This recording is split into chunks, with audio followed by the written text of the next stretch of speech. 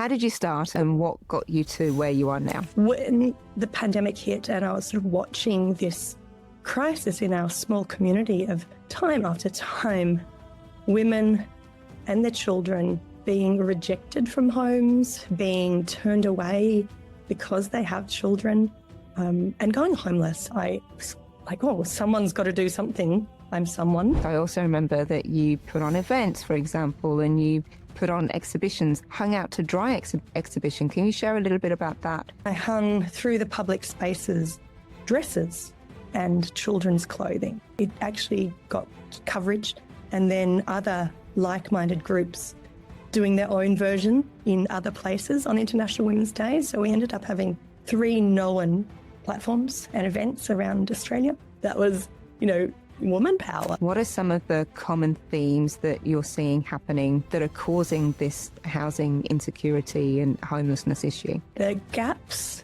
that women fall through because they don't meet eligibility criteria for anything that exists is cavernous. What we found around the 6,000 women, most of whom are housing displaced, we've identified the majority are often not eligible for social or so-called affordable housing. We are at risk of displacement if we're in a rental property. What does it take to be a financially empowered woman? And what can financially empowered women do together to change the world?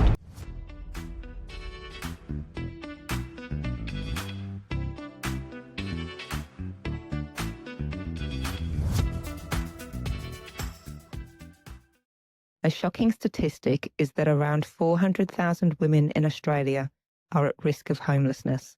And the cause of this is the lack of education about how to build a financial foundation, starting even before we first enter the workforce and well into our retirement years. My name's Dion Payne, and I'm the founder of the Financially Empowered Women podcast. I'm passionate about ending homelessness, and as part of that passion, I chose to look at the systemic barriers that are causing homelessness for women in the first place. The Financially Empowered Women podcast is designed to bring you the best experts from around the world to increase your financial know-how and give you practical and women-specific tips to overcome the challenges you might be facing, such as how to negotiate a better salary, demystifying super, or how to navigate a separation and ensure the assets are distributed fairly. My role is to provide you with the best information out there to change your trajectory and become a financially empowered woman, because you deserve it, and the world needs you more than ever to own your worth and help others to do the same. Hi everyone, and welcome to the Financially Empowered Women podcast. My name is Dion Payne, I'm your host today, and I'm joined by Sama Balson, who is the founder and CEO of Women's Village Collective. Let me tell you a little bit about Sama. Sama was a councillor for the Byron Shire, which is the location that I live in. And in that councillor role, she was the chairperson of the Affordable Housing Committee, on the Arts Advisory Committee, the Art Northern Rivers Board, and the Biodiversity Committee. Sama was an artistic director of IPAN, which is the International Performing Arts Network, an art industry professional. Sama has been directing, designing, and producing theatre and events in Australia, New York, Paris, Italy. Sama's also worked in the film and television production and interdisciplinary arts for 2 decades. Welcome, Sama. Hi, Dion. Thank you so much for having me. It's a pleasure. Now, I want to provide a little bit of context as to how we know each other. So a few years back, I think it was during the pandemic, I was on Facebook and I saw a post that said, hey, I've heard a really disturbing story about a woman who went to a house inspection for rental and she was turned away because she had a baby. This is outrageous. We need to do something about it. Who's with me? But ever since then, I've seen Sama start the Women's Village Collective, bring women together and really actively pursue solutions to housing unaffordability, particularly for women and children. So I'm a big advocate for the work that Sama's doing, and it felt really timely to explore this conversation of women and housing insecurity and homelessness, and who better to do that than Sama. So that's a little bit of context for you. Now, Sama, as I read your bio, I realized that you've done quite a lot in your sort of relatively short lifetime. How did you start, and what got you to where you are now? Okay, so as you read in my bio, I've got a 20-year background, mostly in performing arts. So when you're in the performing arts industry for that long, you become incredibly resourceful. We get really good at creating something from nothing, very finely resourced. I worked off Broadway in New York. I've worked in the independent theatre. I've worked in independent films as well. So, there's always never enough time, never enough money, and yet we get it done, that expression, the show must go on. So that background in the arts keeps you incredibly resourceful. I was always a bit of an advocate for social justice with the arts. A lot of my theatre works, when I chose which works I was directing, would be around social justice issues, women's issues, advocating for asylum seekers, also current issues. Like, that's one of the things the arts does, is it takes a snapshot of society at the time, all throughout history, and shows what is happening in the world and in that space at the time. So that was sort of the background. I had worked in the non-for-profit arts sector. I had started businesses in the arts space. And when the pandemic hit and I was sort of watching this crisis in our small community of time after time, women and their children being rejected from homes, being turned away because they have children, and going homeless. I mean, we had entire families, double income, sleeping in vans at the time. The pandemic brought a lot of influx from the big cities to the small regional towns. With that, the prices increased, and I was like, oh, someone's got to do something. I'm someone.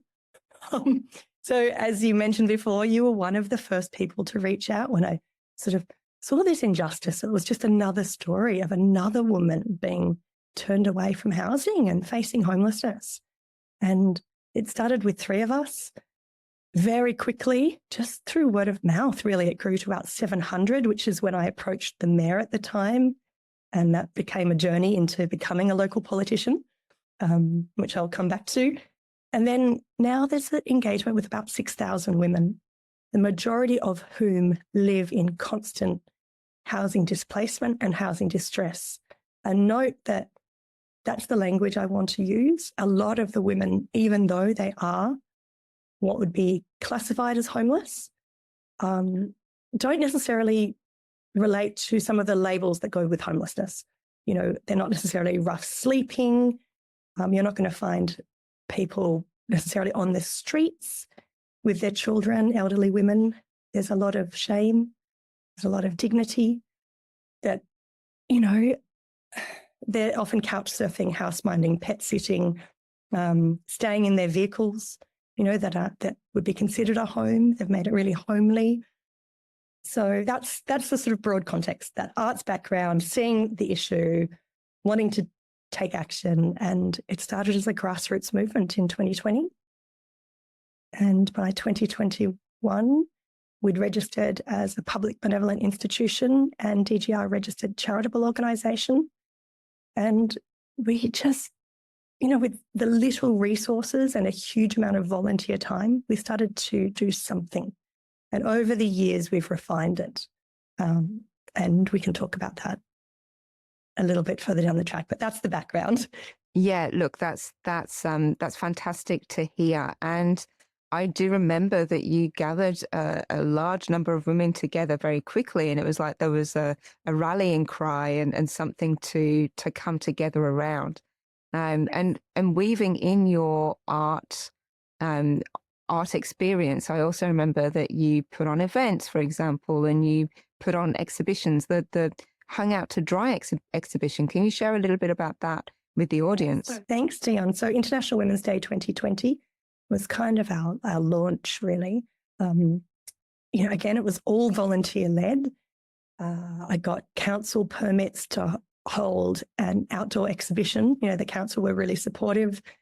And I hung through the public spaces dresses and children's clothing. And this platform, it actually got coverage, and then other like-minded groups doing their own version in other places on International Women's Day. So we ended up having 3 known platforms and events around Australia. Our one, we had a forum, so a public forum where we had speakers talking about housing solutions.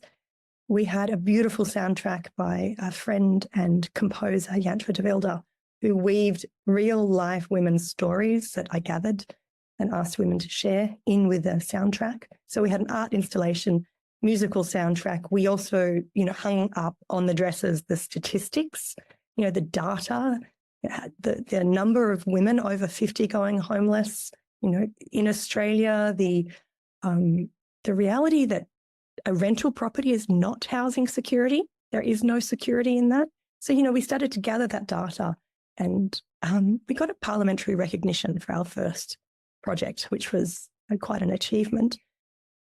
And the momentum just grew. I mean, the issue was so extreme, I guess. It had become so extreme that there was a need, and there was this gathering. It was this gathering of united voices and our power in numbers that really drove that home. And then using those art skills to create, a media and government recognition at the stage we were at with no resources. So, yeah, I'm really proud of that.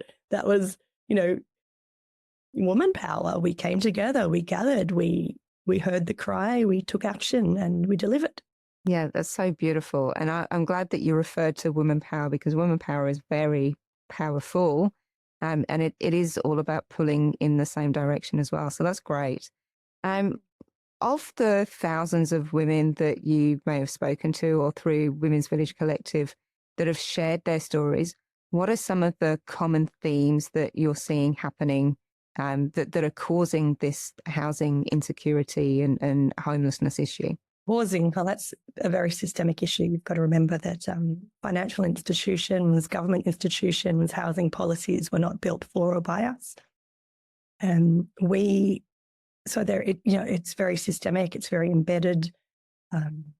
And I guess moving from that question, what are the common threads? The gaps that women fall through because they don't meet eligibility criteria for anything that exists is cavernous, it is huge. So what we found around the 6,000 women, most of whom are housing displaced, we've identified the majority are often not eligible for social or so-called affordable housing. They might be working, they might be working part-time, they're mothers, they've left domestic violence, they've got their children, but they're, doing the best they can. There could be women over 50, again, often working part-time, retiring with lack of superannuation. Obviously, there's all the systemic factors stacked against women, and by the way, just putting it out there, we love the men and all genders who support our movement. We have had a huge amount of supporters who just want to see equity, and we're working with people to do that. So the gaps are huge. That's the biggest factor. Those who do not fit into social and affordable housing criteria because they earn too much and yet are locked out of traditional finance to buy properties because they don't earn enough, or they have dependent children. Every dependent child brings your lending capacity down around 100 to 120,000. If you're over 50, again, you're not even considered for a 30-year mortgage. So you just kind of get whittled down to not being able to buy a home and not being able to get an affordable home. So you're kind of in this in-between huge gap of just you're relying on an unregulated rental market and bouncing between, 6-month leases where you can get served a no-cause eviction for no reason except that the landlord wants to put the rent up $200 a week because they can. And I get it, times are tough. Mortgages are expensive, but unless there's regulated rental market, we are at risk of displacement if we're in a rental property. And then you're competing against double income, no kids. After the floods in Byron Shire, I lost my rental property and moved 24 times in 12 months, actually, as a working woman with a child. And I calculated it took about 15 hours a week. Now, this is a woman raising a child on her own, working 2 jobs and having to show up to housing inspections, fill out applications. You're queuing with like over 40 people in some of these inspections. And straight away, oh, look, there's the double income, no kids. Here's me on 1 income, well, 2 with children. It's no fault of most of the people that are in these situations. It is so many systemic issues stacked against, I say us, because I'm one of the cohort.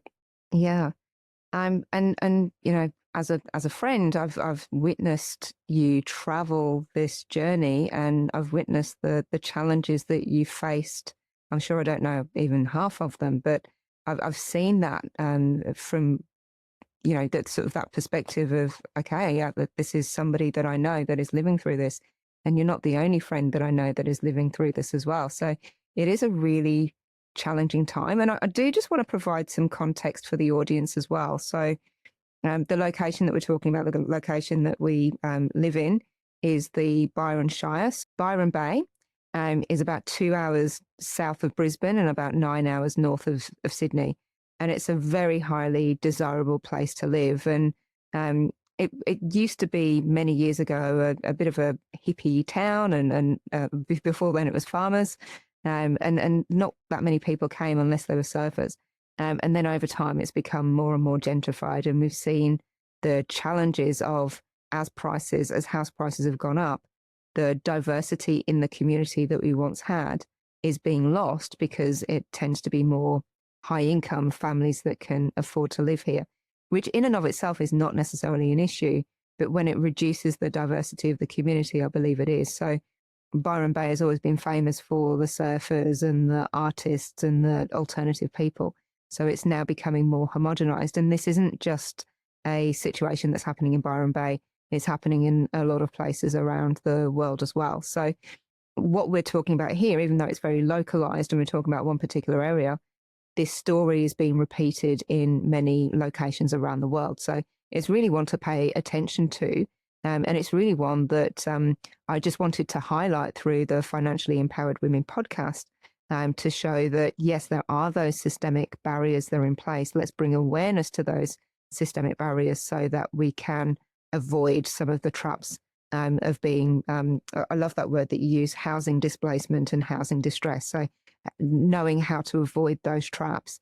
And also, from the other side, helping women to get out of that traps as much as we can as well. That's really important to me.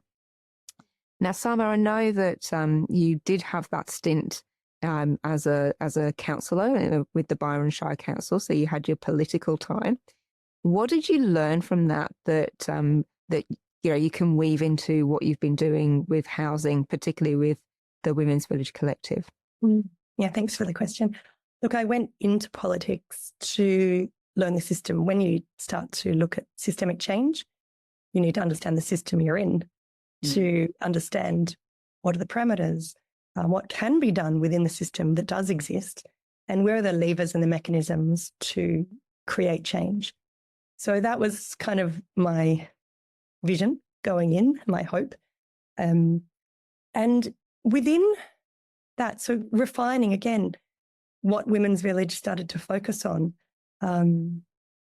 is what can be done within the system. So understanding legislation was really key and paramount.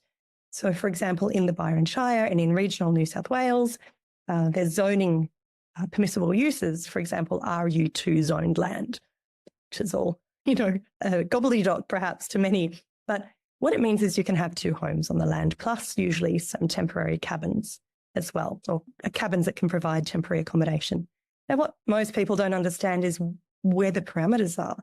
So instead of just having a typical 3 or 4 bedroom family home and maybe a little cabin on the side, you could actually have 2 pavilion homes.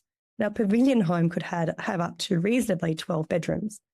The requirement around it is 1 shared kitchen. So you can have a great big industrial kitchen. You don't even need the bedrooms, living spaces and bathrooms to be connected to the main house.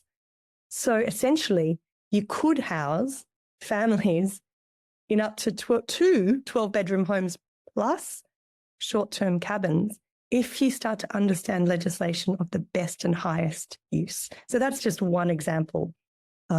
So learning about pavilion homes, manor homes, dual key occupancies, what type of shared equity models can be rolled out within the existing system.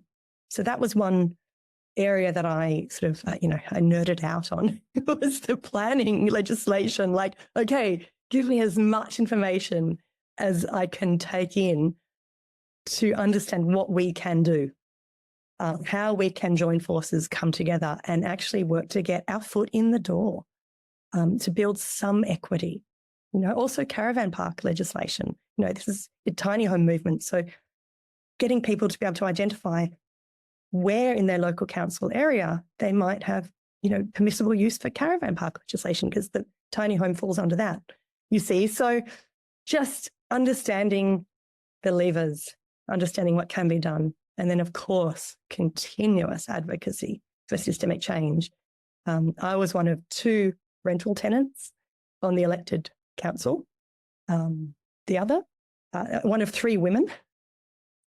The other rental tenant, also a woman who had been previously a single mother. But, we are a minority and we do need to get more of us in positions where our voices are heard at the table. So that's a big part of it. And also, of course, just, connections, understanding, meeting other councillors in New South Wales, finding out what's happening. You described Byron really beautifully before. And what we became was the highest cohort of homeless people per capita in New South Wales, the Byron Shire. So the rest of the state could look at us as the pinnacle of this is just how bad it can get people. So that's why the spotlight was often on Byron, because of that polarisation in the community, the extreme wealth, and then what became extreme poverty. But it wasn't always like that. One of these beautiful, now 77-year-old women was living in a little rental property for $450 a week. Come summertime, the owners said, oh, well, now it's a holiday rental, so it's $750 per week. She's in her 70s, living on a pension. She's been homeless or displaced, housing displaced, staying with friends, couch surfing, house mining ever since. Because she couldn't afford $750 a week. How she could afford $450 a week. So $450 a week on a pension. I know. She'd obviously done all the right things, like so many of us, saved when she could. And that's another point too, the legislation. I went through the so-called government shared equity scheme that was designed. Can I tell you that I don't think a lot of design came from anyone with lived experience, but it was meant to be to help those of us who are single parents, key workers, over 50 and so forth. So I didn't qualify for that in the end, even though I did all the right things. I paid off my student loan, had no debt, I had genuine savings, I worked 2 jobs, I was, again, who is designing these parameters? We must keep advocating for those systems changes that we require. I've been working alongside the banks a lot recently and going, come on, let's see what levers you have now in the financial institutions. Traditionally, people, a couple or 2 people can get finance. What if you're 6 people? How does it start to work? There's all these barriers, again, in the financial system that need to be overcome. And we are working closely with the banks. They've been great, actually. The banks, the developers who genuinely want to see positive community outcomes. You've got to remember a lot of these people who are living in displacement, wasting hours of every week looking for unaffordable homes, spending 80% of their income on someone else's 5th mortgage instead of having security, being able to stay within the community. these are the contributors in society. These are the carers, the parents, the givers, and that's not just a gender issue, but it is predominantly an issue that women face. Absolutely. And I love the fact that you went into politics. And I know, again, from a friend perspective, when you said that you were going into politics, I thought you were mad. I was like, why would anybody want to do that? Like, how can you affect change from that side? But what I love about what you shared was when you don't see yourself represented at those seats of power in those decision-making processes, it's really disempowering. So actually you being there at the table to affect change in the way that you could and learn about those policies, I now applaud you. I didn't realize how important that was at the time. So I owe you an apology. Just really recognizing that you took that big step and it's paid off for you, because now you have a whole lot of knowledge that you didn't have before and an understanding of the system so that you can find ways to work around the system. I'm much more of an anarchist, so I'm much more about breaking the system from the outside. But I see the value in your approach and I love it. So I just wanted to acknowledge you for that. And then the other thing I wanted to share was when you were talking about the 6 people coming together, joining forces to buy property. I think that's a brilliant conversation to be having, actually, and you and I have spoken about this too.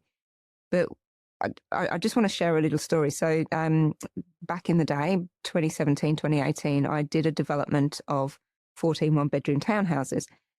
We sold those for an average price of $350,000 in an area where the median house price at the time was $600,000. Now, it was a friend of mine that was the very first buyer of one of those properties. And I ran into her the other day as I was sort of getting ready for the podcast. And she shared with me that she was able to buy one of these for $350,000. It almost doubled in value. And so she was able to sell that unit and then go and buy something in Alstonville, which was much better catered for her. So from my perspective, I've seen the transformative nature of housing in terms of housing people and housing them at a price they can afford, but also the wealth creation aspect of that. And I do really believe that everybody should have access to this. So I love what you were sharing there about 6 people coming together to purchase a home, because if that can happen, then that is starting to level the playing field as well, which I think is really important. Thanks, Tiana. That's a great summary. Look, it's about entry-level housing. We could end up with nothing, with no equity, if we are continually locked out of, being able to acquire finance for our own properties. So why not join forces? Shared equity is part of the solution, and that is one of the initiatives the government at the federal level did come up with, but it just wasn't nuanced well enough, with enough understanding of individual circumstances. Ironically, a lot of the single parents that qualified were the fathers that weren't raising the children's more than, the fortnights. And the woman who was, doing all the school drop-offs, pickups, working part-time, they were missing out. So again, who's building the policies? So yes, just to summarise, shared equity, people coming together independently and being empowered with information, how they can achieve that, what is achievable. For example, that one example with the RU2 zoned land, how can we maximise what exists to the best and highest use? How can we do that together? So understanding that's one of the areas that Women's Village is now focusing on. We started trying to fix everything and do anything we could with the very little resources we had. And now we're really refining, going, okay, what's missing? So empowering people to understand shared equity, what they can do together. Also, we're looking at trying to become a shared equity partner. So we can replace the government with a better nuanced understanding and inform the government how they can improve their policy to create shared equity opportunities. I'm a huge advocate for rent-to-buy models. I've been lobbying the government to create internal rent-to-buy mechanisms that aren't sort of all profit-based, to give people who are paying rent the opportunity to enter into entry-level housing and to build some equity. You've got to remember, you can start somewhere. Building some equity is better than building no equity. Like you gave the example, 1-bedroom unit, that equity transformed into a home. Okay, so giving people, a foot up on the ladder, it's an opportunity that they're being locked out of. So shared equity, rent to buy, that is something we're working on in the Women's Village Collective. We've got some pilot housing projects in the pipeline, and we want to partner with community housing providers to get people into rentals, work with women to financially empower them, to help them understand the opportunities and help them to work towards rent to buy or finance through banks and institutions to be able to buy their own property. So actually a pathway out of housing insecurity, not repeating the cycle. There's a place for social housing. It's an important part and piece of the puzzle. But if we perpetually have people trapped in rentals with income caps, we are kneecapping their potential. We need to, if someone's in that dire financial situation in the beginning, we want to support them to get out of that. Okay, there's very little work in that space. So that's one of our biggest focuses. Get people housed, work with them to build their financial literacy, their financial independence, their capacity, and get a foot on the ladder, a step towards building some equity and not ending up homeless, displaced, and in perpetual housing insecurity, because that doesn't benefit anyone, not only the person, but the community and the society that are missing out on a valuable contributor who could be doing so much more for themselves, for their family, for their community, if given that opportunity to learn how they can achieve their personal best and being supported and empowered to do that. Yeah, that's beautiful. And look, one of the things that I want to say is I love your vision and I love the big heart that you have. And my last question, because I know that you have to go fairly soon, is for anybody that's listening to this, how can they, whether they be women or men as allies, how can they get involved with what Women's Village Collective is doing? Thanks for that question. So we're always direly under-resourced. So resources can come in multiple ways. Donate. Before June 30 this year, we are a DGR 1 registered charity. That means any donations towards the organisation are tax deductible. We are currently raising funds to do our pilot in the Northern Rivers, which is in an eco-village development, so sustainable housing, blocks of 2-bedroom units in an eco-village with permaculture gardens, a beautiful sense of community. We're working with a partner organisation to have that. That's actually, the infrastructure is going in now. So donations of time, become a member so you can hear about what we're up to, follow the latest news, get other people to join as a paid member. It's $10 a year at the moment if you are a woman in housing insecurity, but you can keep informed and updated on what we're up to. Corporate memberships and business memberships are available as well. We are currently on the lookout for a new treasurer. So if you have a background in finances and a passion for creating change and changing lives one woman at a time, please reach out, get in touch. It's admin@womensvillagecollective.org.au. Volunteers, it takes a village. We can't do it alone. We believe in the power of numbers. We also believe everybody has a skill to offer. So whatever your skill is, whatever your passion is, bring it and join forces and become part of the collective. So we welcome you. We welcome all genders who believe in equity and supporting women to achieve housing security and break into intergenerational poverty and affect the lives of future generations, especially those of single parents or contributors who've given so much to society. It's time to give back in any way you can. You are welcome. Thank you. Thank you, Sama. That was very well said.